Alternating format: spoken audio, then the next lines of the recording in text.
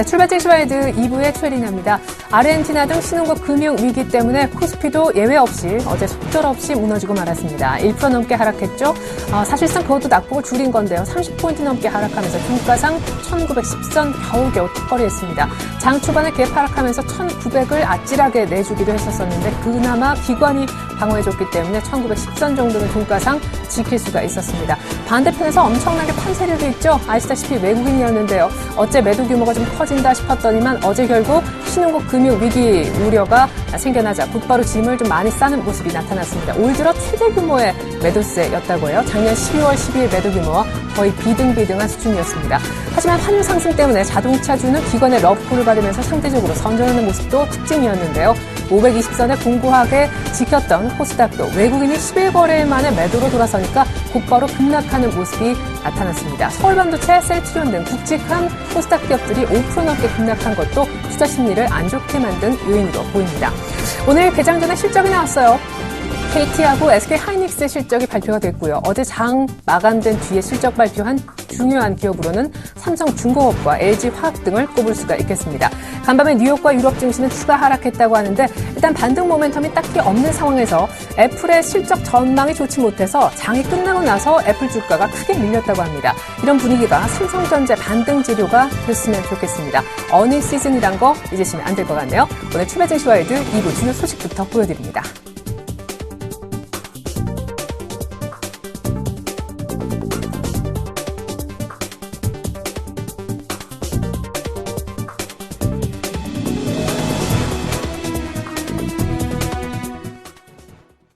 네, 문제 전일장 다시 보고 오늘 반등을 할 수 있다고 전문가가 얘기하고 있는지 오늘장도 미리 좀 들여다보겠습니다. 리뷰 앤 프리뷰 시간입니다.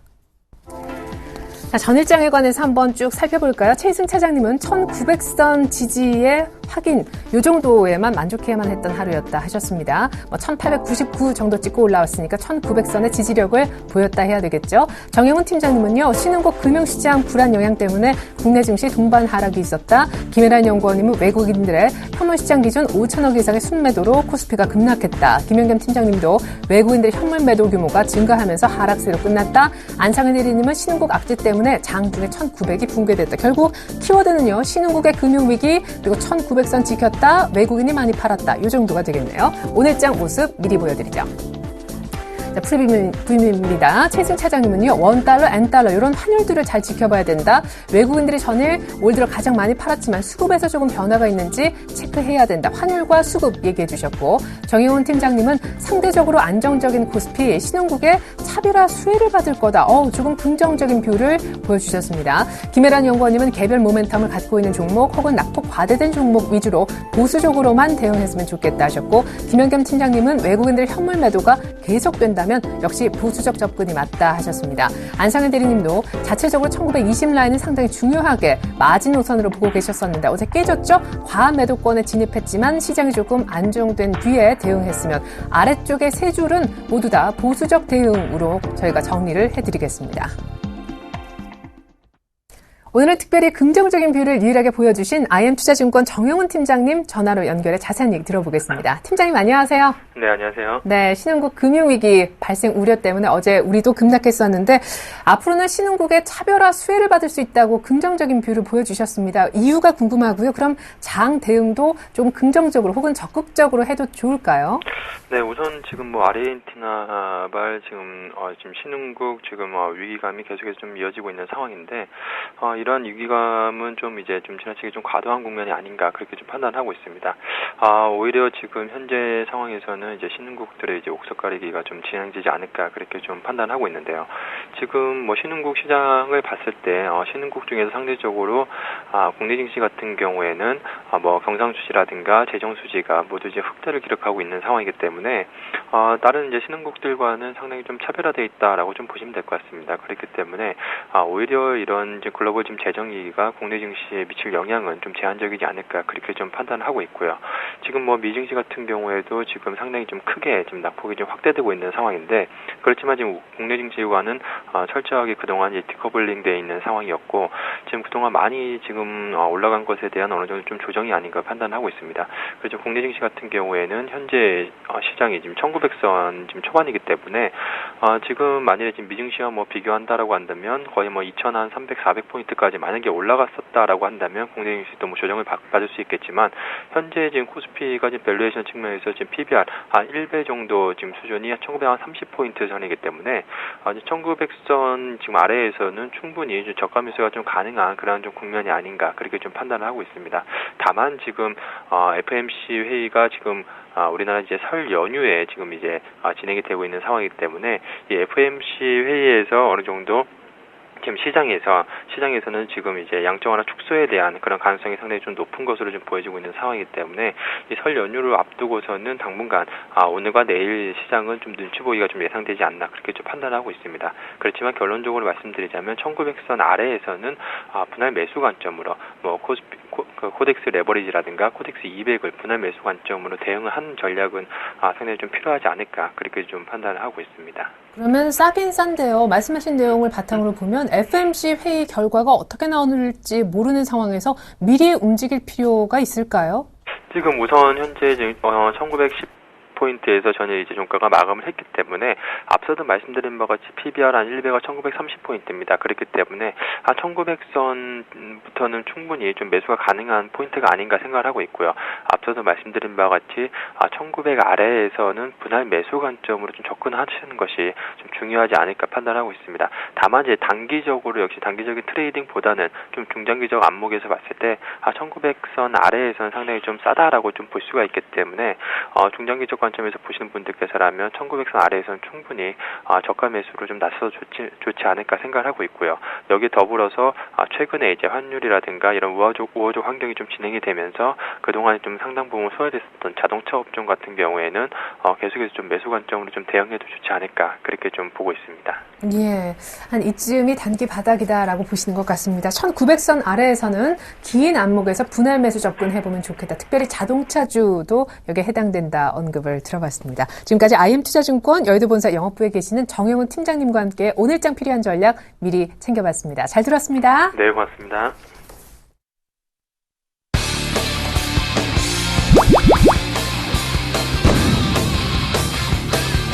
증권 투자의 연습은 없다. 실전이다. 주식 조교 돌격 앞으로 남은 원장입니다.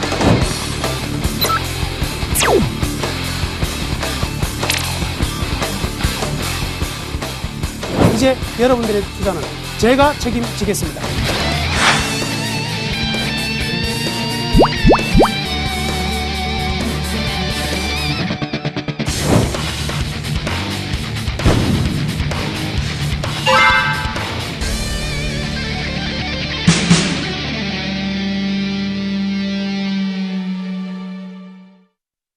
네, 오늘 넘버원에게 듣는다 시간은요, 조금 전 확인하셨듯이 샘플러스 나무누 멘토님과 얘기 나눠보겠습니다. 나무누 멘토님 안녕하세요.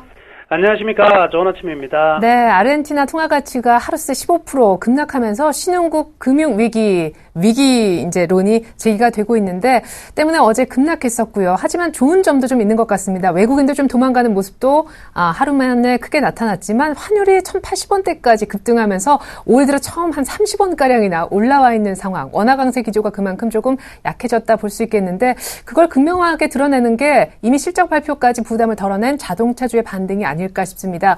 어찌 보면 자동차주 위주로 조금 올라갈 수도 있을 듯 싶고 어떻게 보면 큰 이슈 때문에 조금 밀릴 것도 같고 이쯤이 바닥이다 혹은 V자 반등한다 의견도 팽팽하게 맞서는 것 같습니다. 우리 나무누 멘토님의 의견은 어떠신지 궁금하고요. 전일 급락한 코스닥, 원래부터 코스닥보다 대형주 선호하셨었지만 코스닥 믿고 계속 코스닥 비중이 높으셨던 개인 투자자분들께 한마디 위로의 말씀 좀 들려주시면 좋겠습니다. 예, 알겠습니다. 우선 그 장세에 대한 이야기 하셨는데요. 저는 V자 반등 충분히 가능한 장이다 이렇게 말씀을 드리겠습니다. 이 참 좀 아이러니한 게요. 이 미국이 긴축 완화 쪽으로 들어가는 국면에선 전 세계 신흥국들 중에서 무역 수지가 별로 안 좋은 국가들이 충격을 안 받은 적이 없어요. 이번도 역시 그러한 충격인데 사실은 이러한 모습 속에 미국 시장이 하락할 이유는 또 없거든요. 따지고 보면. 그러면 실질적인 내용은 아르헨티나 페소화 가치가 급락해서 미국 증시가 떨어졌다라기보다는 미국 증시가 떨어졌는데 왜 떨어졌느냐? 그 이유를 찾다 보니까 이거일 가능성이 제일 많다 이런 이야기를 붙였다고 봐야 되는데 실질적으로는 적정한 시점이었죠. 그래서 사실은 살짝 조정을 했으면 하고 울고 싶었는데 아르헨티나가 뺨을 딱 때려주니까 기분 좋게 운 미국 증시가 아니겠나 이렇게 볼 수가 있겠고요. 그러다 보니까 참 미국에서는 기침을 했지만 우리나라에서는 지금 독감이 걸려 있을 정도로 굉장히 충격이 나온 부분이죠. 사실은 이러한 부분들은 이 가치 투자자와 밸류에이션 투자자들 같은 경우에는 정말 좋은 찬스가 될 수 있다 이렇게 볼 수가 있겠고요. 여튼 이러한 리스크가 결국 달러 강세 기조로 돌아서면서 우리나라 수출주들이 지난 1년 그리고 올해 가장 이제 두려워했던 부분이 지속적인 원고 현상이었는데 일단 미국의 긴축이 계속 진행될 것이고 이러한 그 신흥국들의 위기에 대한 얘기는 앞으로도 계속 나올 수밖에 없기 때문에 환율이 수출 그 기업들 같은 경우는 굉장히 우호적으로 작용할 가능성이 크다 이렇게 봐야 되겠네요. 여튼요 우리가 우려하는 부분은 실질적으로 아르헨티나가 이 위기 상황에 올 수 있느냐의 부분인데 환율은 이 국가 이 아르헨티나 자체의 이 환율의 규제 부분이 너무 심했고요. 그에 따라서 이제 자체적인 내부적인 문제지 큰 충격으로 들어가지는 않을 것 같습니다. 물론 이제 아르헨티나 같은 경우에도 그 국제 무역 수지 같은 게 그렇게 나쁘지가 않고요. 또한 아르헨티나가 만약 붕괴가 되면 어디가 떨어지게 됐냐면 스페인도 같이 떨어지게 돼 있어요. 왜냐하면 아르헨티나의 금융을 전부 다 스페인이 가지고 있기 때문에 그렇기 때문에 실질적으로 이 파생적으로 연결될 가능성은 없다 이렇게 봐도 되겠네요. 자, 이 첫 번째 그림 말고요. 두 번째 그림에서 조금 우리가 또 체크할 부분은 시장이 그러면 수출주 측면에서 우호적이라 그랬는데 그러면 자동차군들이 굉장히 지금 탄탄한 흐름이 나타나고 있잖아요. 반면 조선주 힘을 못 쓰고 있는데요. 자, 두 가지 측면인 것 같습니다. 환율 측면으로는 분명히 뭐 상관이 없다 이래 볼 수가 있는데 이 BDI 지수가 떨어지고 있는 상황이기 때문에 조선주가 일단 좀 밀렸다 이렇게 볼 수가 있을 것 같고요. 이런 아무래도 중국이 PMI 지수가 안 좋게 나온 거에 따른 연쇄적인 어떤 내용이다 이렇게 볼 수가 있겠습니다. 그러면 종목들끼리는 분명히 좀 차별화될 수 있는 여러 가지 지표들을 가지고 있겠지만 우리 시장은요 분명한 사실은 지금 PBR 1에 와 있다는 거죠. PBR 1을 벗어난 적이 2009년 이후에요. 거의 한 4차례 정도 있었는데 이 4차례 동안 3개월 안에 PBR을 다시 1을 회복 안 한 적은 한 번도 없습니다. 그렇다고 본다면 항상 1이 바닥이다 이렇게 볼 수가 있는데요. 지금의 1900포인트인데 그래서 1900포인트 PBR 1은요. 이 가격에 시장을 담는다면 종목은 분명히 차별화가 되겠지만 시장을 담는다면 반드시 높은 가격에 3개월 늦어도 3개월 안에는 훨씬 더 높은 가격에 팔 수 있다 이렇게 생각하시면 되겠습니다. 그래서 시장 자체의 리스크는 분명히 크지 않다 이렇게 봐야 될 것 같고요. 그리고 또 하나의 기대할 점들은요. 환율이 안정을 찾으면 여기 하나 더 기분 좋은 내용들은요. 지금 외국인들 같은 경우에는요. 우리나라 시장에서 신흥국으로 위기가 생기면 굉장히 많이 빠져나갈 것 같지만 그 위기는 벌써 작년에도 계속 제기가 되었던 부분이잖아요. 그렇죠? 인도네시아. 근데 그런 부분 동안에 이 회색 선을 보시면 이게 외국인 순매수인데요. 그리고 2011년 이후에 코스피와 외국인 순매수를 보시면 코스피는 오히려 떨어졌어요. 2011년 이후에 오히려 떨어진 상황이지만 외국인의 지분은 훨씬 더 늘어났다는 거죠. 그간에 뱅가드의 매도도 있었고 했음에도 불구하고 더 늘어나 있다. 그러면 외국인들이 기조적으로는 우리나라 시장은 중위험 중수익의 국가이기 때문에 버릴 수가 없는 시장이면 틀림이 없다 이렇게 봐도 될 것 같아요. 자, 이 부분에서 가장 여러분들께 희망을 드리고 싶은 뉴스는요. 딴 것이 아니라 우리나라 상장사들 코스피의 순이익 자체가 늘어나는 데 초점을 두자. 하루하루의 이런 외적 충격에 의해서 시장이 출렁이는 거에 너무 이제 신경을 쓰지 마시고 이런 부분 한번 보자 이렇게 말씀해 드릴게요. 여기 보시면 2010년, 2011년, 2012년 우리나라의 코스피 순이익은 91조, 85조, 81조로 굉장히 떨어졌어요. 예, 베어 컨센서스인데 그리고 올해까지도 77조 정도로 떨어질 것으로 보여지는데 처음으로 5년째 턴이 되는 구간입니다. 5년째 턴이 되는 구간. 이런 구간에 경기 선행 지표가 올라가는 구간에서는요. 지수 떨어질 수 없습니다. 그래서 1800 간다 이런 그 숫자에 현혹되지 마시기를 제가 꼭 당부해 드릴게요. 뭐 1800 간다. 1900 떨어지고 1800 간다. 1800 떨어지면 1700 간다. 이런 이야기 휩쓸려가 될 것이 아니라 현재의 우리나라의 경기 선행지수와 그리고 글로벌 경기 흐름들 그리고 우리나라의 이 코스피 순이익이 증가된다면 주가는 떨어질 수 없는 거잖아요. 그렇죠? 그러니까 이런 부분에 반드시 좀 신경을 좀 쓰자 이렇게 말씀해 드리겠습니다. 자, 다시 이제 코스닥 이야기로 좀 들어갈게요. 코스닥 종목들 같은 경우에는 환율에 민감하기보다는 사실 우리나라 이 대기업들의 설비 투자와 굉장히 밀접한 관계를 가지고 있습니다. 그렇기 때문에 이 삼성전자가 올해 계속적으로 설비 투자를 늘려가기로 하였기 때문에요. 전체적으로는 일단 흐름은 좀 좋아질 것 같은데요. 단기적으로 많이 올라갔다는 데에 대한 부담이 있고요. 그리고 이 말씀 하나 해드릴게요. 지금은요. 거래소도 충분히 싸진 상황이 됐죠. 지수 자체가 급락이 들어왔기 때문에 이제 반등이 나오면 지수 반등이 나타날 가능성이 많습니다. 그래서 상당 기간 동안 코스닥이 한 달 정도 더 상대 강세를 보였다면 이제 지수 측면으로 관심을 좀 가져야 될 것 같아요. 지수가 안 떨어졌으면 상대적인 저평가와 개별주의 평가를 가지고 올라갈 수 있겠지만은 지금은 전부 다 대형주도 우량 대형주도 다 떨어진 상황이기 때문에 지수가 올라가면 반드시 대형주가 올라갈 수밖에 없는 상황이거든요. 그래서 지금은 장세 충격이지 개별 종목 충격이 아니다. 따라서 코스닥 종목군들 같은 경우에도요. 계속적으로 비중을 좀 줄이면서 이번에는 지수 쪽의 흐름을 추종하는 전략이 훨씬 더 좋을 것 같습니다. 여튼 지금은요. 모두 다 이 환율적으로 충격받았던 수출주 그리고 4분기 실적 발표가 계속적으로 나오는데 이 4분기 실적 발표는 각각의 종목의 이번 바닥을 만드는 하나의 과정일 뿐이다 생각하시고요. 실적 발표가 되고 나서 불확실성이 제거되었다면 그 중에서 낙폭 과대 종목들 선정하면서 대형주로 들어간다면 최근에 나타났던 손실 부분들 얼마든지 빠른 시일 내에 회복할 수 있을 것이다 이렇게 말씀해 드리면서 마치도록 하겠습니다. 네, 지난해처럼 국내 증시 이머징 마켓 내에서 차별화 매력이 부각될 거다. V자 반등이 충분히 가능하다 하셨습니다. 때문에 지수를 추정하는 인덱스 플레이 위주로 대형주 위주로 매매했으면 하셨고요. 코스닥 비중은 낮췄으면 이라고 제안하셨습니다. 지금까지 샘플러스 남은우 멘토님 의견 들어봤습니다. 잘 들었습니다, 멘토님. 네, 감사합니다.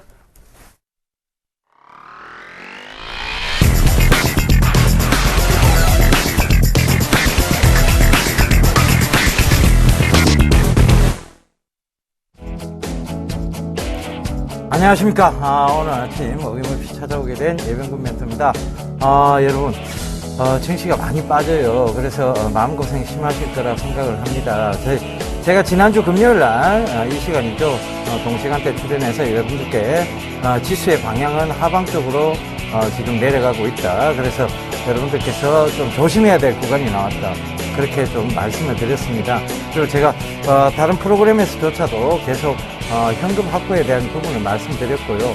그리고 지난주 금요일날 제가 동시간대 출연해서 여러분들께 대북 남북 경협주 그다음에 대북 관련주 대북 리스크 동시에 살펴봐야 된다라고 말씀을 드렸습니다. 그 이후에 제가 말씀드렸던 재룡산업과 그 다음에 이화전기가 큰 폭으로 금요일부터 큰 폭으로 좀 상승하는 모습들을 보였죠. 그러니까 그런 점들 참고해 보시고 이 프로그램 시청하시면서 힌트 많이 얻어가시기를 다시 한번 당부드리도록 하겠습니다. 자, 오늘장 시장 상승 계획이 살펴보고 가도록 하겠습니다. 예, 저는 또 10%를 드렸는데요. 장은 좋아 보이지 않습니다. 그러나 오늘 분명 갭 하락이 있을 것 같고 그 갭 하락을 좀 메우는 장면은 나올 것 같아요. 그러나 큰 폭의 상승보다는 소폭의 약보합 정도로 마무리되지 않겠나라고 지금 생각을 하고 있습니다. 그래서 저는 늘 상승이면 여러분 90%를 잡아드리고 하락이면 10%를 잡아드리죠. 얘기를 좀 명확하게 해드리려고 하는 의도이니까 그 점 분명히 참고하시고요. 일단은 왜 이 하락 게이지, 상승 게이지를 10%밖에 잡아드리지 않았느냐, 요거 부분에 대해서 설명을 드리도록 하겠습니다. 첫 번째가 낮아지는 눈높이에요. 그러니까 실적이 지금 계속 좋게는 나오고 있지는 않습니다. 그러니까 제가 어닝 서프라이즈 쪽보다는 어닝 쇼크 쪽을 좀 조심해야 된다라고 말씀드린 이유가 지금 연이 계속 이어지고 있습니다. 그러니까 그 점 참고해 보시고요. 그 다음 두 번째, 신흥국 우려가 부각이 됐죠. 아르헨티나라든가 지금 신흥국 우려가 부각이 됐습니다. 이것은 일시에 잠재워질 상황은 아닙니다. 그러나 이 문제 역시 해결되지 않을 문제는 아니기 때문에 우려는 지금 과도하게 표현이 되고 있습니다만 그런 부분들 여전히 어떤 이런 장에 영향을 미칠 거라고는 여러분 생각을 하셔야 될 것 같아요. 그다음 두 번째가 바로 두 번째 중에 하나죠. 미국이 이제 지표 부진이 별로 안 좋게 나왔어요. 그러니까 지표가 조금 부진하게 나오다 보니까 글로벌 증시 전체가 조금 약세화된 모습, 이 점도 참고해 보셔야 될 것 같습니다. 그다음 세 번째인데요. 여기에 이제 어떤 기술적 분석상이나 그다음에 레버리지 쪽의 어떤 부분들을 살펴보자면 선물의 방향성이요. 아직은 하방입니다. 지난주 금요일 출연에서도 외국인들의 선물 방향이 하방 쪽으로 매도를 붙여놨다라고 또 말씀을 드렸죠. 그래서 선물 방향이 아직도 여전히 하방 쪽이라는 거 참고하신다면 크게 장은 좋지 못할 것이라고 좀 예상을 하셔야 될 것 같습니다. 잠시만요. 매매하고 가실게요. 네, 매매하고 가보죠. 지난주에도 제가 재룡산업, 이화전기 이런 남북 경협주 좀 잘 짚어드린 것 같으니까 오늘도 한번 여러분들 주목해 보셔야 될 종목들이 있을 것 같습니다. 자, 첫 번째로 보면 여러분 제가 오늘 뭘 잡아드렸는가 하면 RF텍, 트로바 하이텍, 한솔테크닉스, 캠트로닉스입니다. 바로 무선 충전주와 관련된 종목인데요.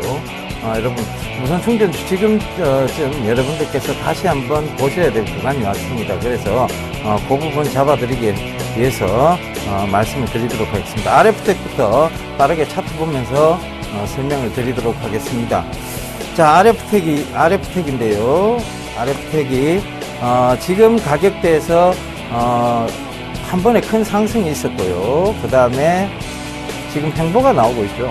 그러니까 요점 참고해 보시고 또 횡보 구간에서 제2선을 잡아보자면 여기가 될 것 같아요. 첫 번째 구간이죠. 여기가 될 것 같은데 11,800원 부근이면 여러분 그 이하에서 분할로 체리 피킹 하듯이 모아가시면 될 것 같습니다. 그 다음에 트로바 하이텍을 잡아드리도록 하겠습니다. 트로바 하이텍 역시 무선 충전과 관련된 종목인데요. 트로바 하이텍은 상승 이후에 역시 마찬가지입니다. 비슷한 모습이죠. 같은 업항공이니까 횡보가 나왔는데 이것은 그 위로, 즉 우리가 기술적 분석상 중요하다는 22평 위로 올라오지는 못했어요. 그런데 자, 이 부분이 빠르게 회복될 거라고 예상이 됩니다. 그래서 4,910원 요 이하면 15원 요 이하면 충분히 매수하셔도 가능하리라고 보여집니다. 그 다음에 한솔테크닉스, 어떻게 보면 지금 꾸준하게 상승할 수 있는 종목군이다. 이렇게 좀 무선 충전주와 관련해서도요. 그런데 이 종목 역시 명확한 지지선이 있습니다. 그러니까 이 지지선을 확보를 하고 가시면 될 것 같아요. 이 지지선이 어디냐면 28,000원인데요. 21,000원 밑으로 체리 피킹 하듯이 담아가시면 될 것 같습니다. 그 다음에 마지막으로 캠트로닉스 빠르게 살펴보고 가도록 하겠습니다. 자, 캠트로닉스인데요. 캠트로닉스는 지금 지지대, 즉 바닥권 구간에서의 지지대를 형성하고 있죠. 그러니까 이 부분입니다. 요거를 참고하신다면 19,800원, 18,900원이네요. 그러니까 19,000원대 영역에서는 언제든지 조금 여러분들께서 모아가시는 전략 유효하다고 말씀드리도록 하겠습니다. 자, 이제 동시효과 얼마 남지 않았는데요. 자, 전기전자부터 빠르게 좀 한번 보도록 하겠습니다. 전기전자. 지금 삼성전자 별로 좋지 못한 모습입니다. 역시 시장이 조금 약세 출발할 것으로 예상이 됩니다. 현대차, 기아차는 그나마 괜찮습니다. 그러니까 장 오늘 너무 힘 빠져 하지 마시고요. 자, 이제 동시효과 보도록 하겠습니다. 5,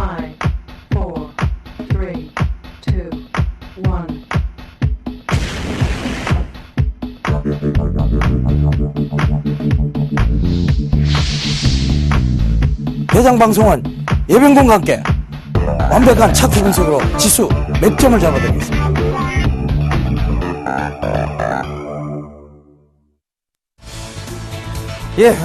시장이 지금 이제 되었습니다. 예, 장이 별로 좋지를 못하네요. 여러분들 마음고생 많으시다고 보여집니다. 지금, 대형주부터가, 별로 지금 좋지 못한 출발을 보이고 있습니다. 갭 하락을 했습니다만, 결국은 이 갭을 오늘 메꾸는 그런 시장이 될 듯 하니까요. 시장 너무 힘 빠져 하지 마시고, 지금 삼성전자 1%대 마이너스권인데요. 지금 갭을 메울 수 있으리라 충분히 생각을 해봅니다. 그러나, 여전히 약세장은, 면하기는 어려울 듯 보입니다. 그러나, 여러분, 갭을 메꾼다는 것은 여러분들이 금일 투자에서 수익을 볼 수는 있다는 얘기입니다. 그러니까 그 점 참고하시고, 그 다음에, 현대차, 기아차는, 지금, 큰 폭의 하락을 좀 메워 들어가는 장면입니다. 그러니까, 지금 크게 나쁘지 않아요. 그러니까, 이런 점 참고해 보시고, 그 다음에, 자, 금융 쪽은 여전히 좀 약세를 보이고 있습니다. 그래서, 전체적으로 보면 시장, 그렇게 지금, 안전한 장이다라고 말씀드릴 수는 없겠습니다. 그런데, 여러분들, 너무 힘 빠져 하지 마세요. 장은 역시 조정이 들어오면, 그 다음에, 비정상적인 조정, 그 구간에서는 빠르게 회귀하는 성질이 있습니다. 그 점 참고해 보시고, 자, 저희가 관심 가졌던 종목군들, 살펴보고 가도록 하겠습니다. 자, RF텍, 크로바이텍, 한솔테크닉스, 캠트로닉스, 제가 매수했던, 매수가 가능하다고 말씀드린 영역대입니다. 그 영역대에서 지금 전부 출발이 되고 있고, 약합니다만, 양봉을 지금 만들어내고 있다는 점, 참고해 보시면 될 것 같습니다. RF텍, 여전히 그 매수권 역대를 정확하게, 주고 아래 꼬리를 조금 다는 모습이죠. 그 다음에, 크로바이텍도 보도록 하겠습니다. 크로바이텍도 지금 그 매수권 역대에서, 양봉을 만들어내면서 여러분들 괜찮은 모습입니다. 시장 대비해서. 그 다음에, 한솔테크닉스 역시 마찬가지의 모습을 보이고 있네요. 그 다음에, 캠트로닉스 마지막으로 보고 가도록 하겠습니다. 캠트로닉스가 어떻게 보면 제일 지금 좀 강하게, 갭 하락을 빠르게 메우는, 그런 장면입니다. 그래서, 낙폭이 과했다는 생각이, 즉, 저평가 메리트가 좀 부각이 되는 것 같아요. 그 점 살펴보시기를 권고드리겠습니다. 자, 시장, 좋지 못한 모습은 보이고 있습니다만, 여전히 말씀드린 코스피 쪽은, 지금 약세, 즉, 왜 어닝 서프라이즈보다는 어닝 쇼크 쪽에 가깝기 때문에 그렇고요. 코스닥, 제가 감히 말씀드린다만 509선 밑에서는 체리 피킹 하듯이 모아가는 전략 괜찮다라고 말씀을 드리겠습니다. 그러니까 코스닥 쪽은 여러분들 조금씩 모아가다 보면 다시 중소형주 강세장 저는 오리라고 보고 있습니다. 그러니까 그 점 참고하시고 지금 약세장에서 너무 힘 빠져 하지 마세요. 이 프로그램 신청하셨다면 현금 비중 확보에 대한 얘기들 분명히 들으셨을 테고 그 현금 비중 확보된 것으로 여러분들 충분히 지금 매수를 모아가시는 전략 쓰실 수 있을 겁니다. 그러니까 참고하시고요. 자, 제가 오늘 끝으로 여러분들께 한 말씀만 드리고 왔습니다. 너무 하루에 어떤 힘이 빠지고 너무 하루에 힘을 내시고 하다 보면요 건강상 좋지 못합니다.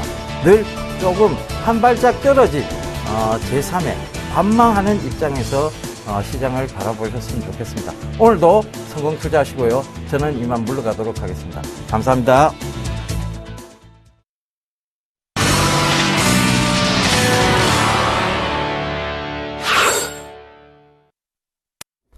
네, 구수한 분위기가 아주 매력적이시죠? 샘플러스 예병군 멘토님 통해서 개장 분위기 전해드렸습니다. 코스피는 1900선대 초중반 정도, 네, 역시 약보합 추가로 밀립니다만 낙폭은 뭐 크지 않고요. 코스닥은 살짝 반등 시도 보이고 있습니다. 어제 최대 규모로 팔았던 외국인 방어했던 기관 일단 양쪽 다 매도 우위로 출발했습니다. 일본 증시 분위기도 볼까요? 전일 2%대 중반, 니케이가 15,000선 겨우 지켰었잖아요. 전일까지 사흘 내리 빠졌었는데 니케이도 오늘 아침 약간 반등을 보여주네요. 0.2% 정도 상승해서 15,000선 일단 턱걸이 이후에 지키면서 추가 반등을 해주고 있습니다. 나흘 만에 일본장에서도 반등이 나오는군요. 서울 외환시장은 어떻게 개장했을까요? 올해 들어서 1월달 들어 무려 30원이나 급등한 달러원. 오늘의 분위기 알아보겠습니다. KB 외환선물 정경파 팀장님 안녕하세요. 네, 안녕하세요. 네, FOMC 회의 앞두고 기술적으로 1,095원까지 열려있다고 어제 말씀해 주셨었는데 어제는 1,080원대 후반까지 가다가 수출업체 내고 물량 때문에 밀려서 1,080원대 초반 정도에서 끝이 났습니다. NDF가 꽤나 빠졌더라고요. 어떻게 개장하고 있는지 다시 한번 전망도 여쭤보겠습니다. 네, 오늘 서울 시장은 어제 종가 대비 4만 60전이 하락한 1,080원에 개장했고요. 1,080원을 중심으로 상하로 움직이면서 이 시간 현재는 1079원 60전에 거래가 되고 있습니다. 달러화가 상승세를 보이기 시작하는 것은 지난주 초부터인데요. 지난주 중반까지는 미 연준의 테이퍼링 이슈가 달러 강세를 이끌었고요. 주 후반부터는 중국 경제 지표가 부진한 모습을 보이면서 이에 따른 신흥국 통화들의 약세가 달러 강세 요인이 되었습니다. 그러나 이제는 우리나라 시간으로 오늘 저녁부터 시작되는 미 연준의 1월 FOMC 회의를 앞두고 시장의 주제가 다시 테이퍼링 이슈로 돌아서는 모습이고요. 이에 따라서 지난주와 어제 아시아장까지 나타났던 달러 강세가 차익 실현성으로 조정을 보이는 모습입니다. 미 국채와 뉴욕 증시가 동시에 하락 조정을 보였다는 점이 시장 참여자들이 테이퍼링 이슈를 크게 의식했다는 점을 나타내고 있는데요. 미 국채 가격 하락에 따른 미 국채 수익률의 반등이 달러 엔의 반등을 이끌어내면서 엔화가 소폭 약세를 보였고요. 어제까지 나타났던 엔화 강세와 위험통화 약세라는 크로스 거래 포지션이 일부 조정되면서 원화 역시 달러화에 대해서 반등하는 모습을 보였습니다. 지난주 초부터 어제까지의 달러원 동향을 분석해 볼 때 미국의 테이퍼링 이슈보다는 중국 경제지표 부진 이후에 나타난 반응이 훨씬 더 컸는데요. 이 때문에 미 연준의 FOMC 재료가 다 소화된 이후에도 달러 원이 상승할 여지는 계속 남아있다고 보겠습니다. 시장이 현재 주목하고 있는 이슈는 미 연준이 얼마나 양적 완화를 축소할 것인가 하는 점인데요. 100억 달러를 추가로 축소할 것이라는 전망이 달러 강세를 촉발시켰습니다만 어제 저녁에 발표된 신규 주택 판매를 비롯해서 최근의 미 경제 지표들이 인상적이지 않다는 점과 최근 신흥 시장의 불안감 등을 고려해 볼 때 100억 달러를 추가로 축소하지는 않을 것으로 예상이 되고요. 750억 달러 규모의 자산 매입에 머물 것으로 볼 때 이에 따른 차익 실현성 달러 매도 물량이 등장할 수 있겠습니다. 그러나 향후 달러 원이 하락 조정을 보이더라도 1070원대 초반의 지지선이 될 것으로 예상이 되고요. 중국 경제의 불안 요인을 반영하면서 재상승할 것으로 보고 있습니다.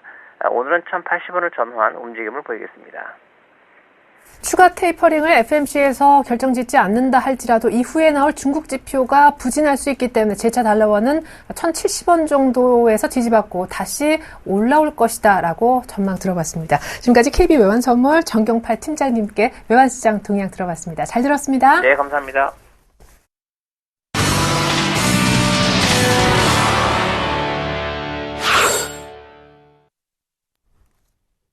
네, 오늘의 돌발 종목 한번 살펴볼까요? 전일 장 끝나고 나서도 실적 발표가 됐었고 오늘 개장 전에 실적 발표한 굵직한 기업들도 있습니다. 일단 SK하이닉스 실적이 나왔어요. 작년 한 해 사상 최대 실적이었다고 하는데 오늘 흐름 봐야 되겠죠? 삼성전기, KT도 실적을 내놓았었는데 일단 모두 다 공통된 점은 작년 4분기 적자 전환했다는 점입니다.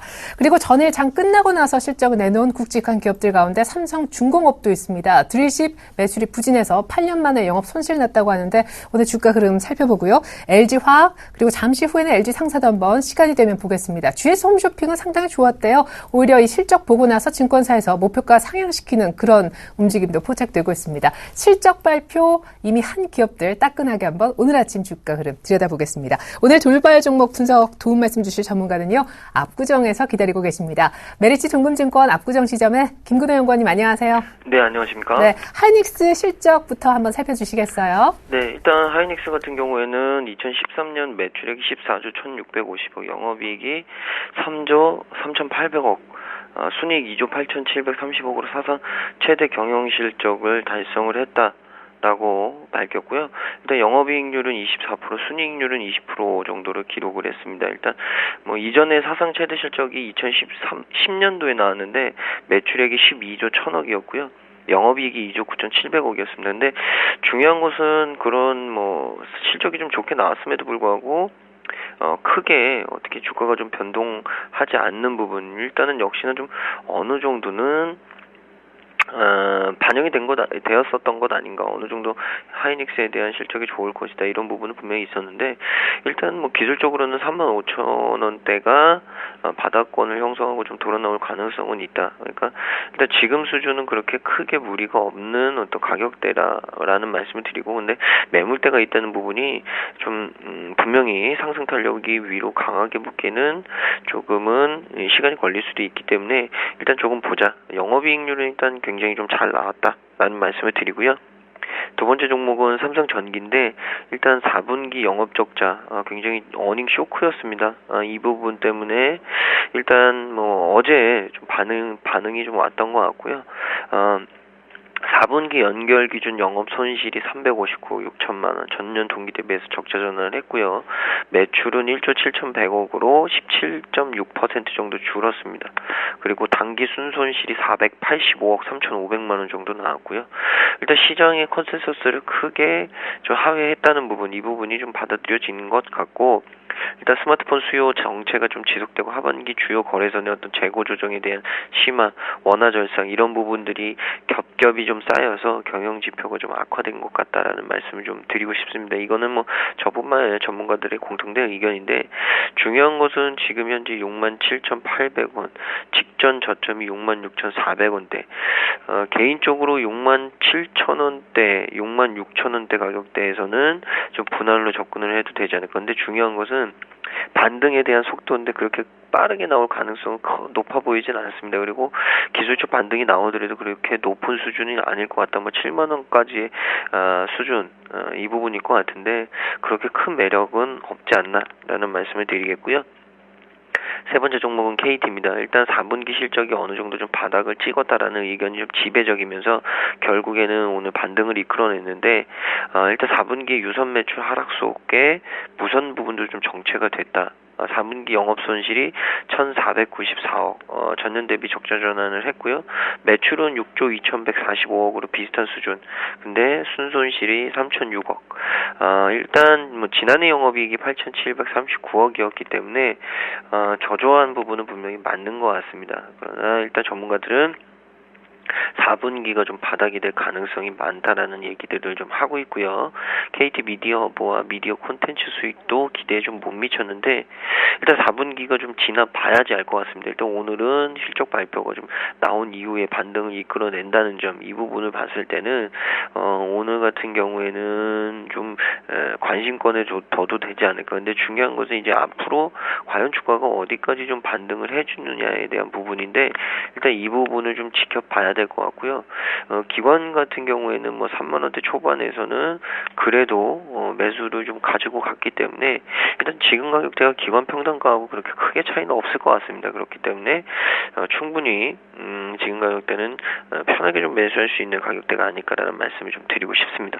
그리고 다음 종목이 삼성중공업인데 일단 수익성 자체가 좀 둔화됐기 때문에 이 부분이 좀 투자자들한테 좀 받아들여지고 있는 것 같습니다. 4분기 영업 적자, 뭐 일회성 비용 때문에 나왔다.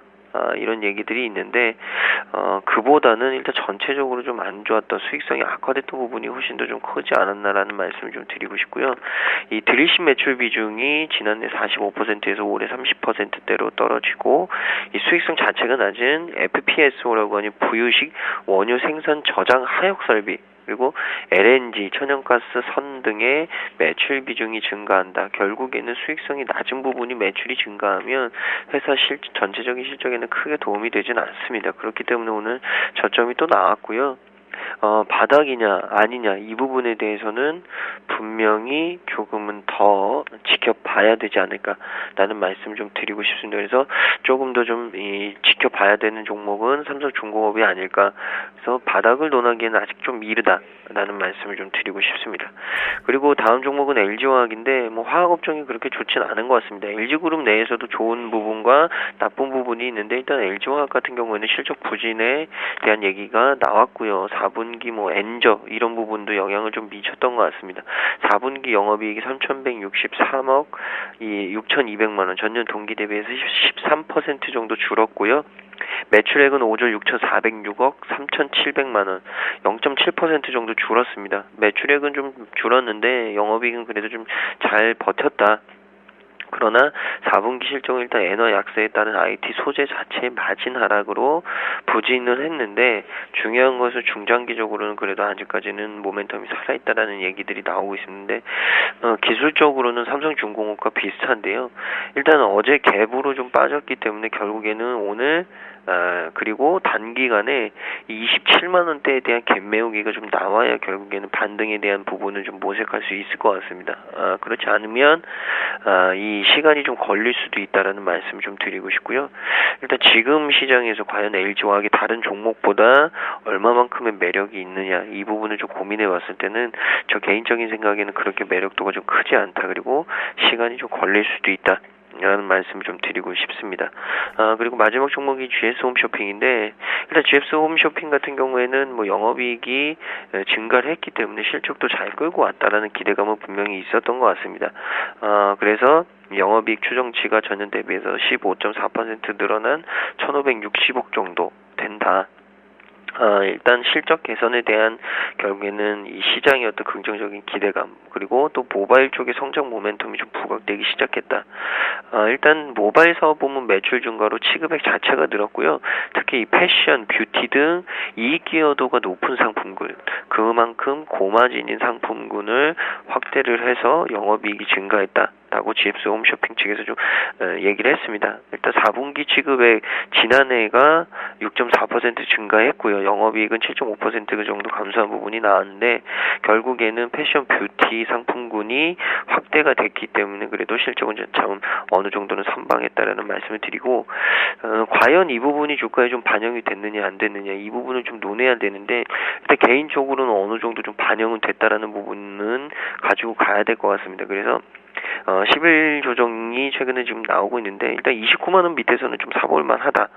그래서 29만 원 밑부터 한 28만 원 초반까지는 좀 매수 권역으로 이용을 하셔도 되는데 전 고점이 31만 원대. 일단 31만 원대까지 보더라도 그렇게 상승폭은 크지 않을 수 있다. 한 10% 정도 되는데요. 과연 전고점에 대한 가격 돌파가 가능할지 불가능할지 이 부분도 좀 지켜봐야 될 것 같고 그러나 최근에 수급은 외국인의 수급이 좀 강하게 들어왔기 때문에 그리고 기관의 평단가가 한 25만 원 수준 일단 기관은 좀 매물들이 나올 가능성이 높아졌었는데 최근에 좀 최근에는 좀 매물들이 좀 간헐적으로 좀 출회되는 모습을 봤을 때는 중요한 것은 매물 공방이 좀 있을 수 있기 때문에 단번에 좀 치고 가기는 좀 힘들 수도 있다. 그러나 이 종목도 역시나 29만 원 밑에서부터는 좀 공략을 해봐도 되지 않을까라는 말씀 좀 드리고 싶습니다. 홈쇼핑까지 실적 발표한 기업들 오늘 아침 움직임 발빠르게 돌발로 챙겨봤습니다. 애플이 뉴욕 증시 끝나고 나서 상당히 보수적인 실적 전망치를 내놓음으로써 실적 자체는 괜찮은데 시간 외에서 급락했었죠. 삼성전자가 혹시 애플 반사익을 얻을 수 있지 않을까 했는데 욕심이었던 것 같습니다. 오늘 바로 이전 저점까지 개파락하면서 아주 안 좋게 출발하는 모습인데요. 삼성전자 포함해서 추가 특징주 분석을 스튜디오에서 직접 들어보도록 하겠습니다.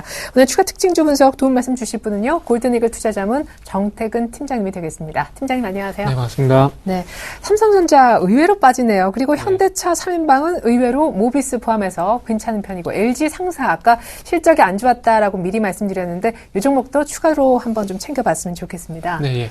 일단 뭐 삼성전자부터 좀 보도록 할게요. 일단 뭐 애플 실적이 발표가 됐고요. 뭐 애플 뭐 강력한 어떤 스마트폰 부분의 경쟁자이기 때문에 아무래도 실적에 대한 부분들이 조금 뭐 신경이 쓸 수밖에 없지 않겠는 생각이 되고 있습니다. 일단 뭐 올해 애플 분기 같은 경우는 우리는 4분기지만 애플 같은 1분기 실적인데 1분기 실적이 일단 뭐 예상치를 상회를 했죠. 주당 순이익 같은 게 상회를 하게 되면서 좀 긍정적인 실적이 나왔는데 일단 올해 같은 경우에 조금은 아무래도 어떤 애플 쪽에서도 마찬가지로 어떤 스마트폰의 어떤 성장기보다 어떤 성숙기에 좀 진입한 부분들에 대한 어떤 인정치가 좀 반영된 것이 아닌가 생각이 되고 있습니다. 그래서 그만큼 어떤 중국 기업들이라든지 그리고 이제 신흥국 시장에서의 어떤 경쟁이 좀 더 가속화가 될 것이란 부분들에 대한 어떤 전망이 아닌가 생각이 되고 있습니다. 자, 그렇기 때문에 이 문제 같은 경우는 애플만의 문제도 아니고요. 삼성전자도 마찬가지로 뛰어넘어야 될 어떤 산이 아닌가 좀 생각이 되고 있는데 향후에 얼마만큼 신흥국에서 자리를 빠르게 잡아가냐가 좀 중요하지 않겠나 생각을 하고 있습니다. 네. 물론 경쟁자인 애플도 상당히 신경이 쓰이겠지만 어쨌든 삼성전자가 얼마만큼 스마트폰 시장 그리고 스마트폰을 대체할 만한 또 웨어러블 시장이라든지 그리고 신성장 동력을 좀 빠르게 찾느냐가 더 중요하지 않겠나 생각을 하고 있습니다. 어떻게 본다면은 그 이전부터 어떻게 그 작년 3분기부터 삼성전자는 이런 고민을 먼저 했어야 되지 않나 생각이 듭니다. 만약에 삼성전자에 스마트폰이 없다면 이 고민을 어떻게 본다면은 했어야 되지 않는데 그런 부분들이 현실적으로 좀 왔다가 좀 봐야 될 것 같아요.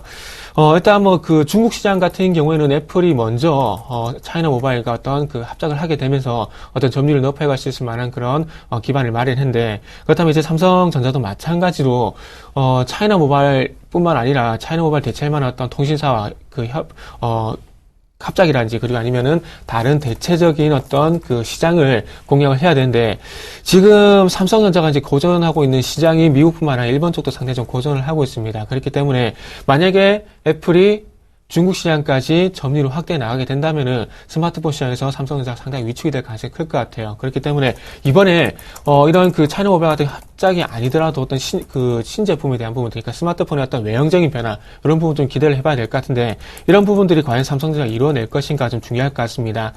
일단 뭐 S3 라인 투자로 인해서 플렉서블에 대한 모델이 나올 것이라는 얘기가 나오는데 얼마만큼 애플만큼의 혁신적인 모델이 나오냐에 따라서 삼성전자는 아무래도 그 스마트폰을 대체할 만한 어떤 성장 동력이 나오지 않는다면은 어떤 그 외형 혁신적인 변화 이런 부분들이 상당히 2014년에 키워드가 좀 되지 않겠나 생각을 하고 있습니다. 앞으로도 계속 이런 아주 좁은 박스권 135만 원도 조금 힘든 이런 흐름이 이어질까요? 지금 같은 경우는요. 네. 스마트폰이라기보다는 시장에 대한 영향도 없지 않아 좀 있다고 좀 봐야 될 것 같아요. 예. 1월 달부터 지금 계속해서 시장이 좋지가 않잖아요. 그렇기 네. 때문에 지금은 어쨌든 삼성전자의 어떤 그 주가 하락은 시장과 어떤 연관성을 좀 가져가시는 게 좀 좋을 것 같습니다. 삼성전자의 주가와 그리고 코스피의 1월 달 지수를 한번 비교를 해보게 되면 상당히 유사하게 움직이고 있습니다. 그렇다면은 지금 만약에 시장이 좀 반등을 주게 된다면은, 뭐, 박스권 같은 경우에, 저 같은 경우는 150만원, 145만원에서 150만원까지 올려봐도 괜찮지 않겠나 생각이 들어요. 이 부분은 시장이 큰 충격을 받게 되면서 지금 하락 구간에 들어갔기 때문에, 저는 만약에 박스권을 제시를 하게 된다면은, 일단 뭐 125만원에서 145만원 정도, 이 부분 한번 설정해보는 게 좀 좋을 것 같습니다. 하지만 중요한 것은 현대차가 그랬듯이 실적 가이던스에 계속해서 부합한 실적이 나온다는 전제를 깔았을 때, 이렇게 박스권이 진전이 될 수 있다는 부분들을 좀 말씀드려 보도록 하겠습니다. 네. 어쨌든 2014년도 실적 전망치가 그 8조 5천억에서 9조 5천억 정도 요 가이던스에 이제 부합을 할 것이 얘기가 나오기 때문에 요 밴드에만 부합을 하게 된다면 주가도 마찬가지로 125만원에서 145만 정도 밴드에 박스권에 들어갈 가능성이 상당히 크다. 이렇게 먼저 전략을 좀 세워보시는 게 낫지 않겠나 좀 말씀 좀 드려보도록 할게요. 네. 자, 그리고 LG상사 좀 보도록 하겠습니다. 그 자원개발 회사 같은 경우에는 아무래도 그 원자재 가격을 말씀을 안 드릴 수가 없는데 네. 일단 뭐 자원개발하는 회사들 같은 경우에 어떤 그 석탄이라든지 그리고 석유 광고 이런 어떤 자원개발 이런 거 많이 하고 있는데 이런 그 광구 이런 그 석유라든지 그 석탄 개발하는 이유가 어쨌든 그 안정적인 어떤 원자재 확보입니다. 그렇다면은 이 안정적인 원자재 확보를 하고 난 이후에 그 상사주 같은 경우에는 이 원자재 가격이 올라가야지 여기에서 발생되는 무역 그리고 유통 가격에 대한 수혜를 충분히 볼 수가 있다는 겁니다. 근데 지금 어찌되었던 일단 저금리 기조가 그 지속이 되는 상황 속에서는 그동안 원자재 가격이 올라갔던 부분들이 있지만, 중요한 건 그 유동성뿐만 아니라 이제부터는 이 원자재 수요가 이제는 증가를 할 것인가, 그리고 원자재 수요에 대한 부분들, 그리고 원자재 가격들이 올라갈 것인가, 이런 부분들이 상당히 좀 중요합니다. 그렇다 보니까, 이런 원자재 가격에 좀 민감한 상태다 보니까 원자재 가격이 지속적으로 하락을 하고 있고, 그리고 이 원자재 가격을 하락을 하다 보니까 이 원자재 유통 단가가 떨어질 수밖에 없다 보니까 실적이 감소할 수밖에 없다는 겁니다. 그리고 한 가지 더 그 발목을 잡고 있는 것이 상사주 같은 경우 원자재 가격도 민감하겠지만 중요한 것은 최근에 와서 신재생 에너지에 대한 얘기가 상당히 좀 많이 나오고 있다는 겁니다. 네. 이 신재생 에너지에 어떤 그 매출이 증가를 하든 안 하든 중요한 것은 신재생 에너지에 대한 부분들이 상당히 많이 부각이 되게 된다면 상대적으로 석탄이라든지 그리고 천연가스 이런 가격들이 위축이 될 수밖에 없다는 거죠. 그렇다면은 이 원자재 가격이 위축이 된다는 것은 그만큼 상사주였던 그 매매 심리라 될까요? 뭐랄까요? 어떤 그 주가 심리도 상당히 안 좋아질 수밖에 없다는 겁니다.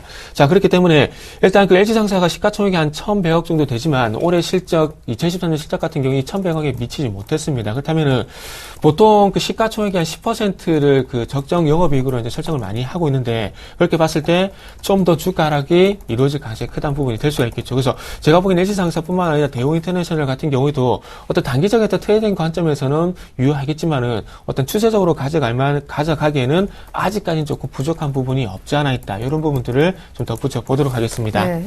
자, 현대차. 자, 4분기 때 현대차가 상당히 좀 많이 팔았습니다. 121만 정도 국내 그리고 해외 쪽에서 판매를 했는데 이 정도면 상당히 제가 보기엔 선방을 했다 좀 봐야 될 것 같아요. 왜 그러냐면 2분기 때도 마찬가지 121만 대 팔았는데 영업이 2조 4천억 정도 나왔습니다. 근데 순수하게 어떻게 본다면은 현대차 때 4분기 때 환율이라든지 그리고 일본차라든지 그리고 비용 측면에서 어떤 피해를 충분히 봤다고 보시는 게 좀 맞을 것 같아요. 그래서 네.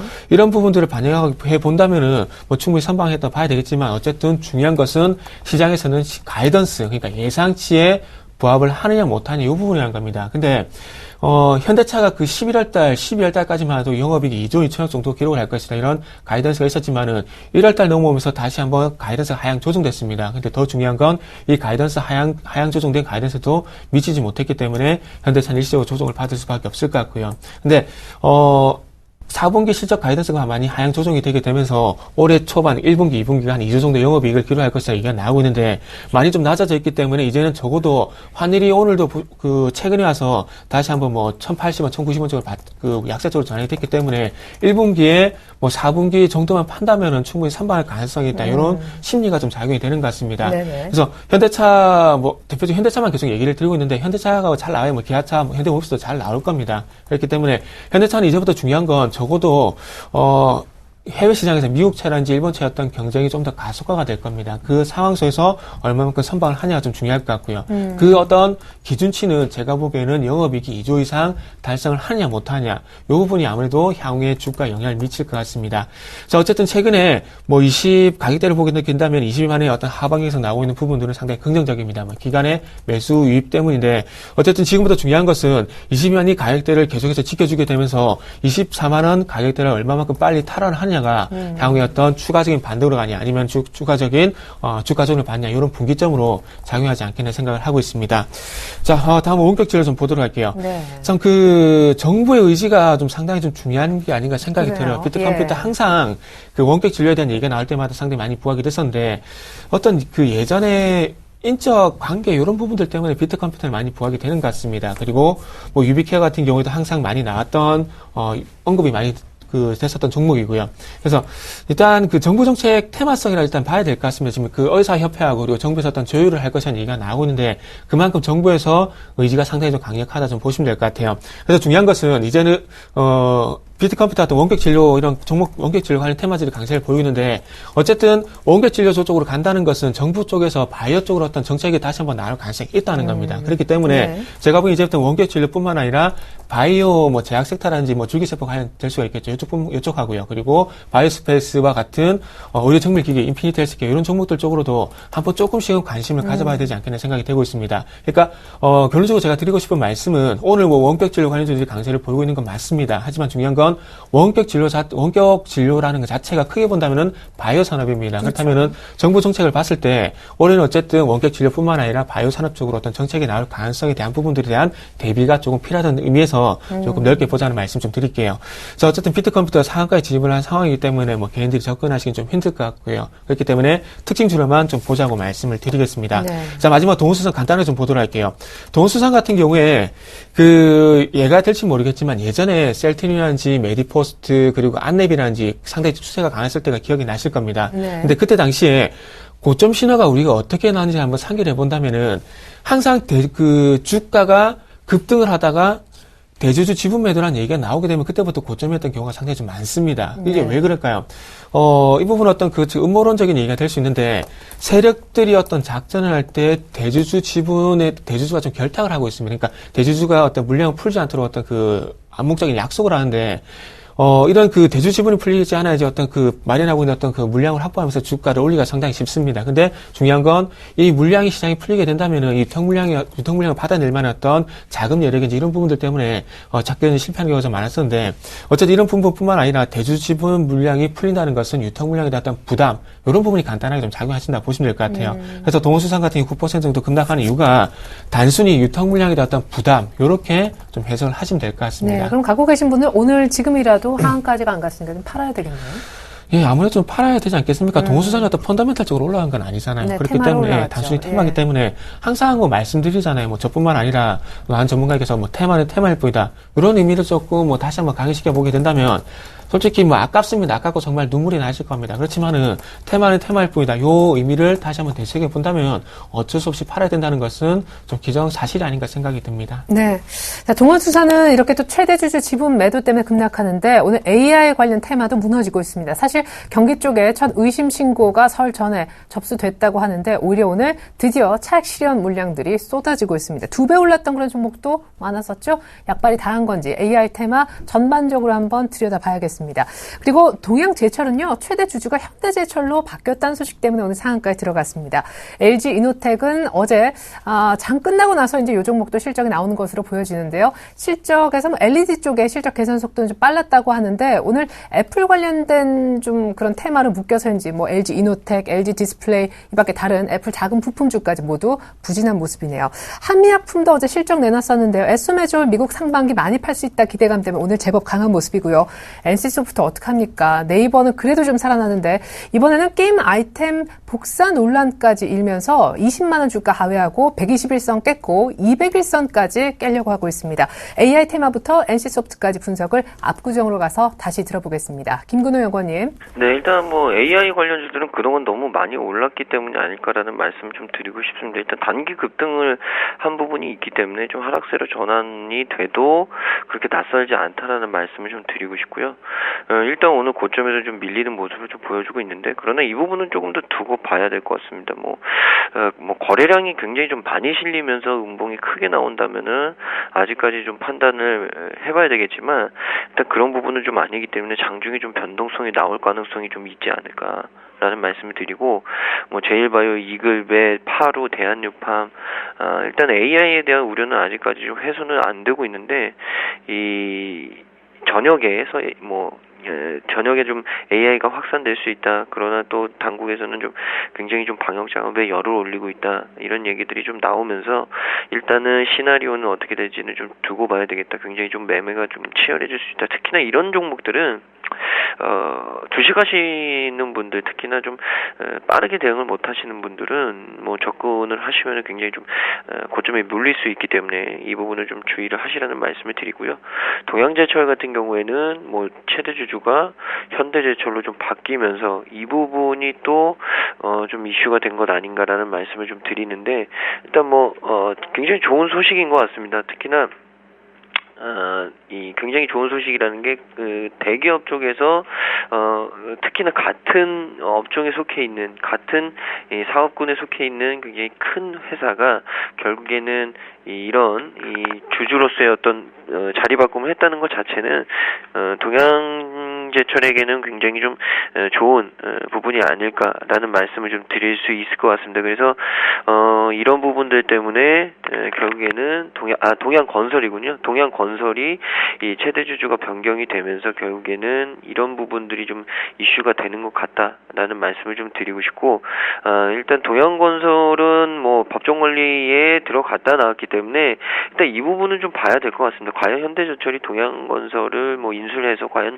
이 정상화시키는 데까지는 분명히 시간은 분명히 걸릴 수 있기 때문에 일단 오늘은 좀 호재로서 모멘텀으로서 올라가는 것뿐이지 일단은 이 부분은 좀 고민해 보시라는 말씀을 좀 드리고 싶고 뭐 거래량이 안 나왔기 때문에 내일도 좀 강세가 나올 가능성이 높지 않을까라는 말씀을 드리고요.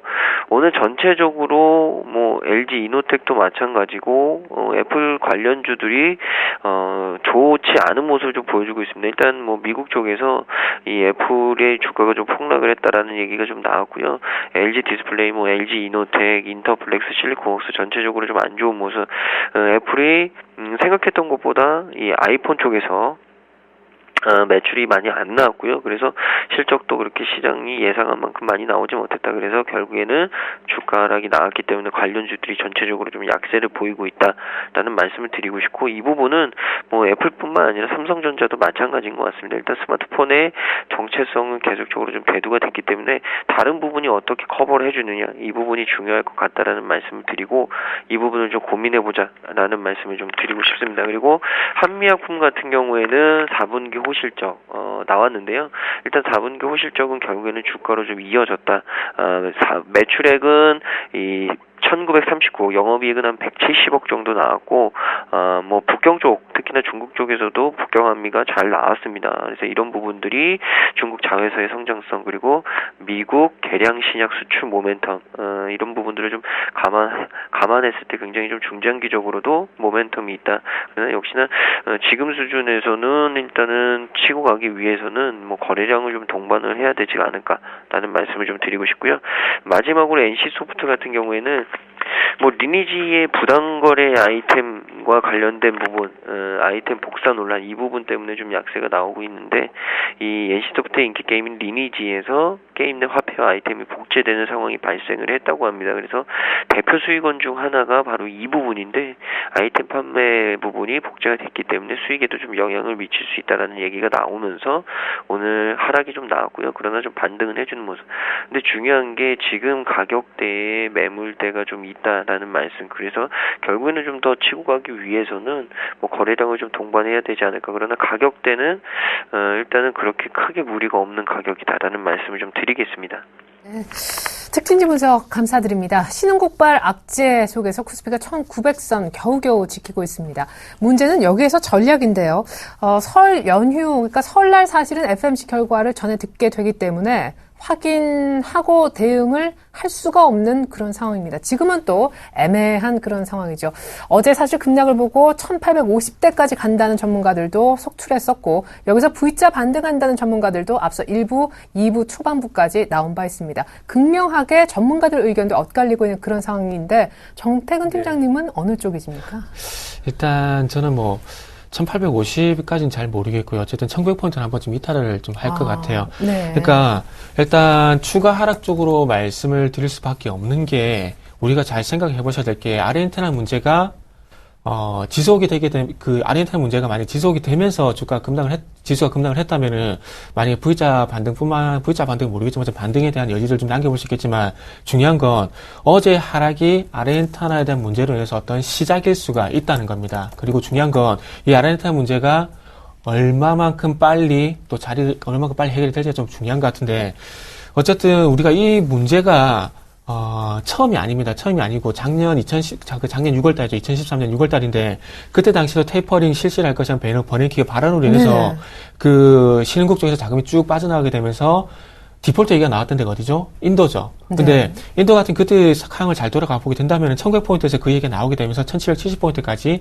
하락이 나왔었다는 겁니다. 근데 제가 이 말씀 드린 이유가, 그때 당시 인도에 대한 문제가 불거지게 되면서 하락이 시작이 됐었다는 겁니다. 그렇기 때문에 지금도 마찬가지로 아르헨티나가 디폴트를 할 가능성은 없을 겁니다. 근데 중요한 건 아르헨티나 환율이란지, 그리고 CDS 프리미엄이란지, 그리고 외환 보유고 이런 문제들이 부각이 되게 되면서 아직까지 안정을 찾아가지 못하고 있다는 겁니다. 그렇다면 이 문제에 대한 어떤 일단락이 나오기 전까지는 추가적인 하락이 나올 가능성이 있다는 부분들을 저는 말씀 좀 드려보고 싶어요. 그래서 지금 시장에 대해서 어떻게 대처를 할까 궁금하신 분들 같은 경우 전문가도 중요하겠지만, 중요한 건 작년 6월 달에 인도 문제가 어떻게 마무리가 됐는지, 그리고 아르헨티나와 인도의 어떤 유사성이 어떤 부분들이 있는지, 이런 부분들을 제가 보기 먼저 찾아보시기 좀 나을 것 같습니다. 네, 그럼 지금 1900 부근인데 깨질 가능성이 있으니까 미리 매수하거나 하실 생각은 네, 없으시겠네요?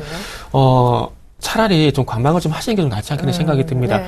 많이 빠진 건 맞아요. 지금 2060포인트에서 1900포인트 부분까지 내려왔기 때문에 이 부분만 보면 많이 빠졌지만, 중요한 것은 아르헨티나 문제가 2060포인트에서 발목을 잡게 되면서 지금까지 내려온 게 아니라, 아르헨티나 문제가 이번 주부터 지금 현재 부각이 되고 있다는 겁니다. 그렇죠. 그렇기 때문에 저는 조금 더 지켜봐야 된다는 의미에서 지금 저가 매수할 구간은 아니고 1900포인트 리탈 가능성이 있기 때문에 좀 관망이 필요하다, 이런 말씀 좀 드려보고 싶어요.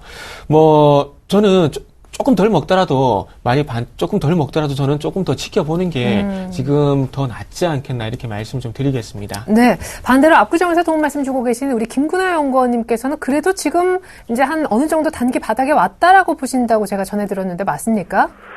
저는 뭐 단기 바닥은 아닌 것 같고요. 일단은 뭐 1900포인트는 좀 한번 깨질 수는 있을 것 같은데, 그렇게 오래 가진 않을 것 같다라는 생각은 드는데, 근데 그러면은 반대로, 그러면 뭐 지금 사야 되느냐, 이 부분을 고민을 해야 되는데, 저는 지금 사는 건 아닌 것 같습니다. 그러니까, 일단 뭐 1900포인트가 다시금 좀 한 번은, 하향 이탈할 수 있을 가능성이 좀 높을 것 같고요.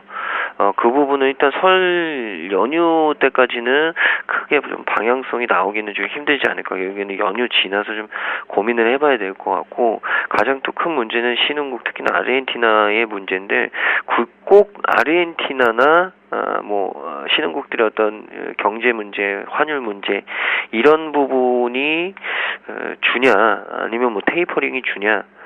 저 개인적으로는 이 환난이나 테이퍼링, 거기다가 또 최근에 특히나 코스닥 장이 좀 강했기 때문에 한 번쯤 조정의 빌미는 분명히 있어야 된다. 근데 그게 바로 신호탄이 결국에는 이 환난하고 테이퍼링 이슈였고요. FOMC가 있기 때문에 일단 FOMC는 좀 보고 지나가야 되는데, 중요한 것은 이 설 연휴가 지난 후에 방향성을 좀 체크를 해봐야 된다. 만약에 FOMC에서 또 한 번 테이퍼링 규모를 좀 확장시키면은 그 부분은 시장이 뭐 단기적으로 좀 반영이 됐기 때문에 학습 효과가 있기 때문에 큰 영향은 없을 수 있더라도, 시장이 굳이 우리나라 시장만 이 글로벌리하게 올릴 이유는 없다고 생각합니다. 뭐 외국인들이 또 환율에도 민감하기 때문에 환율 문제도 그렇고요. 그러니까 뭐 이머징 마켓 대비해서 국내, 특히나 대한민국이 큰 문제가 없다. 큰 문제가 없다는 거지 국내 시장만 올리겠다, 국내 시장만 좀 들어 올리겠다라는 부분은 분명히 아니기 때문에 지금 뭐 너무 빠졌으니까 단기적으로 좀 기술적 반등이 나와야 되는 것 아닌가. 이 부분은 그간의 어떤 타임라인을 봤을 때는 역사적인 어떤 통계치지 너무 절대적으로 좀 맹신을 하시는 건 좀 위험할 것 같고요. 일단은 설 연휴 지나서 방향성을 좀 한번 체크해보자. 단기적으로 좀 충격이 있을 수도 있다라는 말씀을 좀 드리고 싶습니다. 결국 두 분의 공통점은 1900포인트 한 번쯤 이탈을 또 한 번 할 수 있고, 때문에 지금 매수하는 거는 좀 말리고 싶다 하셨는데, 김근호 연구원님께 코스닥 조언을 좀 들어봤으면 싶어요. 어느덧 500선 초반이네요. 네, 모르겠습니다. 제가 520선에서는 분명히 좀 계속적으로 현금화를 하시라, 뭐 더 올라가도 사실 좀 욕심을 버리시라는 말씀을 많이 드렸는데, 뭐 그 전략을 뭐 지키신 분들이 얼마나 될지는 사실 의문이고요. 그렇다면 지금 수준에서 과연 치고 갈 수 있느냐 없느냐, 중요한 것은 일단 내일 그리고 다음 주가 될 것 같습니다. 만약에 500포인트가 좀 하향 이탈한다면 일단 관심들을 좀 가지셔야 되는데, 지금 수준에도 일단 IT 부품주들은 크게 올라오지 않은 느낌들이 있기 때문에, 제 개인적으로는 만약에 500포인트 하향 이탈하면 오히려 IT 부품주들을 좀 관심 있게 담으셔도 큰 문제에 무리는 없지 않을까. 오히려 중기적으로 좀 반등이 나온다면 IT 부품주들이 다시금 좀 반등이 나올 수 있지 않을까. 오히려 올라간 종목을 애매하게 잡아서 맞는 것보다는 밑에 있는 종목을 안전하게 좀 잡아서 기다리는 게 훨씬 더 낫지 않을까라는 말씀을 좀 드리고 싶습니다.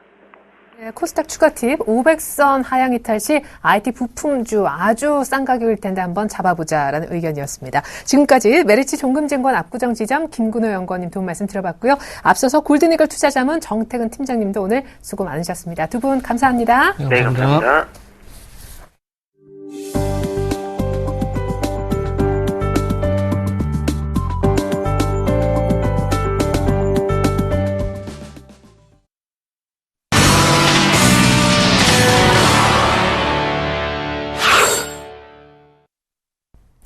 네, FMC 회의 앞두고 시장 방향성을 못 잡고 있는 모습인데요. 선물 시장 분위기 어떨지 알아보겠습니다. 필요한 전략도 아마 이분이 챙겨주실 거예요. 샘플러스 김대웅 멘토님, 주쌤 안녕하세요. 네, 안녕하세요.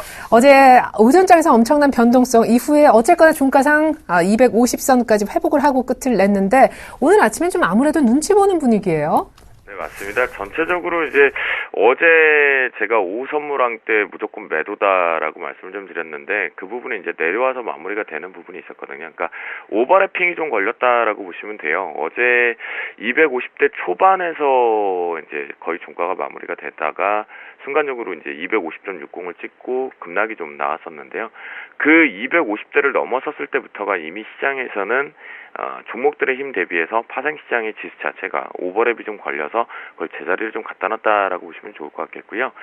오늘 역시 해외발 이제 눈치가 계속 지속되고 있는데 앞에서 두 분께서 잘 얘기를 좀 많이 해주셔서 제가 살짝 조금만 더 언급을 좀 드리면요. 이번 이 시장이 과연 우리한테 현선물 모두 다 동반해서 웃을 수 있느냐라고 물어보신다라면 제가 보는 관점에서는 일단은 2월 옵션 만기를 기준점으로 걸려들 것으로 지금 판단이 되니까요. 그때 정도로 체크해 보시면 가장 좋을 것 같겠고요. 그 관점에서 저는 오히려 이제 어제부터 만약에 내가 매수를 하고 싶어 했던 종목군들이 그동안 좀 단기적으로 말도 안 되게 좀 코스닥의 중소형주가 갔대거나 대형주 쪽 잘 내려오지 않았던 종목군들이 있다라면 역시 저는 어제부터 공격적으로 이제는 비중을 좀 확대해야 되는 구간이다라고 자신있게 좀 말씀드리고요. 아르헨티나 부분 앞에서 정태훈 제 패널께서 잘 설명해 주신 것 같은데요. 뭐 인도네시아 때 그렇게 제가 아니라고 쓸데없는 핑계 대지 말자, 명분 잡지 말자라고 했는데 그거 이번에도 같지 않을까 싶습니다. 그런 관점으로 좀 보시면 좋을 것 같겠고요. 하지만 이제 파생 시장의 입장으로 좀 넘어가서 말씀을 좀 드리면요.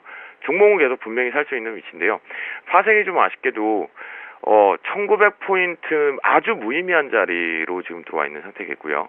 파생에서는 최대 맥스를 좀 열어두셔야 되는 게 2월 옵션 만기 기준점까지 돈다라면 1840대까지는 좀 열어두셔야 됩니다. 그래서 그 부분 반드시 좀 체크해볼 필요가 좀 있겠고요. 상단도 당연히 그만큼 또 열어둘 필요가 있겠습니다. 오늘 외국인들 나홀로 매도 출발이 되면서 계속 지속되고 있는데요. 좀 아쉬운 부분이 있죠.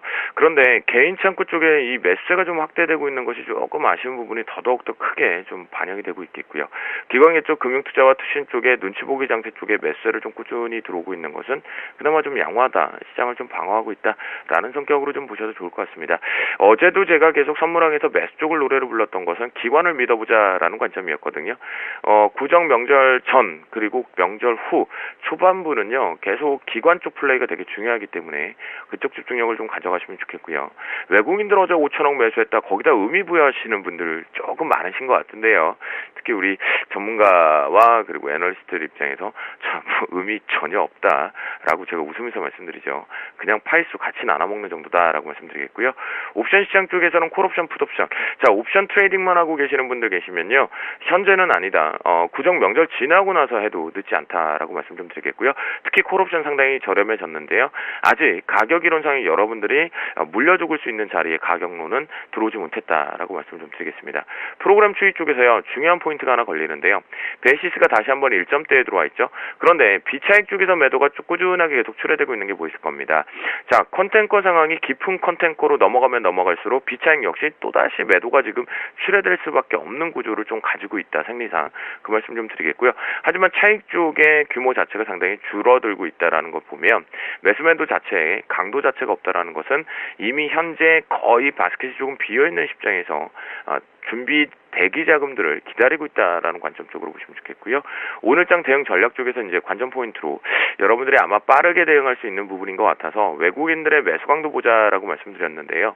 자, 이 부분 매도 강도로 들어왔기 때문에 그러면 매도가 확대가 되면 될수록 고점 자체가 상당히 벗겨내고 올라가기가 어렵겠구나라는 관점으로 좀 바라보시면 좋을 것 같겠고요. 역시 외국인들 주도로 해서 지금 들어오진 않습니다. 이번 주 어제부터 시작되었는데 외국인들 주도보다는 관망세로 들어와 있다라는 거 특징이다라고 말씀드리겠고요. 오전장 황금 라인은 249.35로 설정을 합니다. 자, 이 부분인데요. 현재 딱 두 번 만에 아랫꼬리가 3분봉에서 두 번이 잡혔습니다. 자, 잡혔지만 지지력이 나오고 있다는 관점이겠거든요.